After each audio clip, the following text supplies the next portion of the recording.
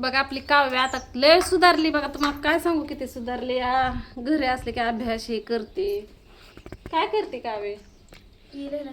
स्वाध्याय नाही मग शब्द बरं लिहा लिहा. सगळा अभ्यास पूर्ण कर. आता उद्यापासून शाळा बुडवायची नाही. तर ही आपलं कारभारी म्हणजे हे आमचे कारभारी.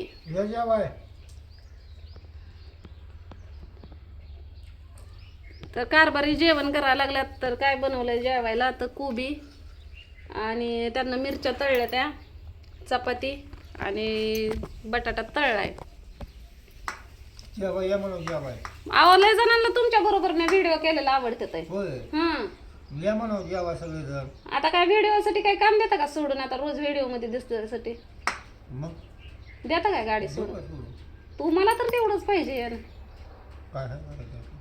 मोठ्यानं बोला, तसलं मुटुक मुटुक करू नका. लोकांना आवडतंय म्हणून. आता लोकांना जर आवडतंय तुम्ही भाकरीच नाही खाल्लेल्या मग तसं कसं नाही? तुम्हाला व्हिडिओ मध्ये बघायला आवडतंय म्हणून कुशाला म्हणतात देऊ काय गाडी सोडून? लोकांना व्हिडिओ आवडल्यावर 4 पैसे येतील की तुला? मला हे 4 पैसे माझा विचार करू नका व तुमचा बी विचार करा. मला 4 पैसे येतात म्हणून ही काम सोडून देऊ का म्हणतात. बघा आता आपण डब्बा म्हणतो का नाही, ती शब्द आपल्या मराठी आपल्या ह्यातला नाही, ती मग गुजराती शब्द आहे ती. कोणचा? डब्बा. हे डबा आहे. डबा हा ना. आपण काय म्हणतो? कशाचा शब्द आहे डबा?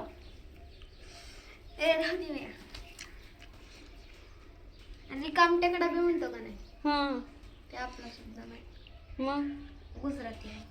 रिकाम टेकडा म्हणतो ती पण का नाही गुजराती शब्द. घी म्हणजे गुजराती शब्द. शेट गुजराती शब्द. दादर गुजराती शब्द.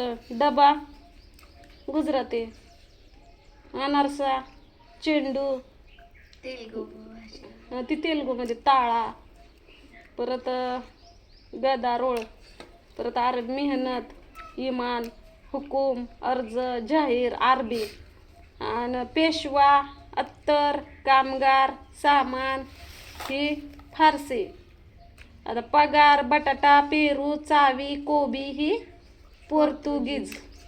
आता इंग्रजी bat, pen, table, fee, doctor, bus, file ही इंग्रजी. आता कानडी, भाकरी, गुढी गुढी, विळी, ताई, अडकित्ता ही कन्नडी. आणि हिंदी दाम, करोड, मिठाई, भाई, बेटा ही हिंदी. म्हणजे एवढ्या भाषांचं मिळून आपली मराठीमध्ये आपल्या मराठीमध्ये आपण एवढे शब्द वापरतोय. गुजराती, तेलगू, अरबी, फारसी, हिंदी, इंग्रजी एवढं सगळं वापरतोय. तर चला व्हिडिओला सुरुवात करायला. 3 मिनटं गेले का बाई. तर बघा ह्याच्यामध्ये आहे तर नारळ. तर ही नारळ आलेलं आहे आपल्या इनबाईकडून. परत अजून मागला दिवस पुढं नका काढू. इनबाई म्हणजे ननंदबाईनं दिलेलं आहे तर नारळ. लय मोठं नारळ दिलतं. तर मला म्हणले आव वहिनी बाय. मी म्हणलं काय बोला की. मला लयच आशक्त झाला हो तुम्हाला नारळ देते. मग त्यांना मला का नाही 5 नारळ दिलतं बघा झाडाचं. त्यांच्या दारात केवढी मोठी मोठी झाड आहेत माहिती ना तुम्हाला. तर मग त्यातली का नाही त्यांना नारळ दिली. तर मी दिली 2-3 नाता भाऊजीला. 2 दिली नाता भाऊजीला आणि आपल्याला ठेवले ती 3 नारळ. आणि द्राक्षी पण भरपूर दिली होती. हाय ती द्राक्षी पण खाते हे का नाही. द्राक्षी पण दिली होती. तर मेघाताईच्या पोरांना थोडीशी दिली, नाता भाऊजीला थोडी दिली आणि थोडीशी आपल्याला ठेवली. लय देत होते. मी म्हणलं एवढं तर काय करायचं म्हणलं. पोरं नसतात घरी. मी तर एकटी किती खाणार आहे म्हणलं. खराबच होऊन जाणार म्हणलं. आणि हो का पूर्ण पिकलेले द्राक्षे. मोठं मोठं घड दिलं होतं पण मी आपलं थोडं थोडं घेतलं. हो का हे सगळ्यात ओरिजिनल घड आहे.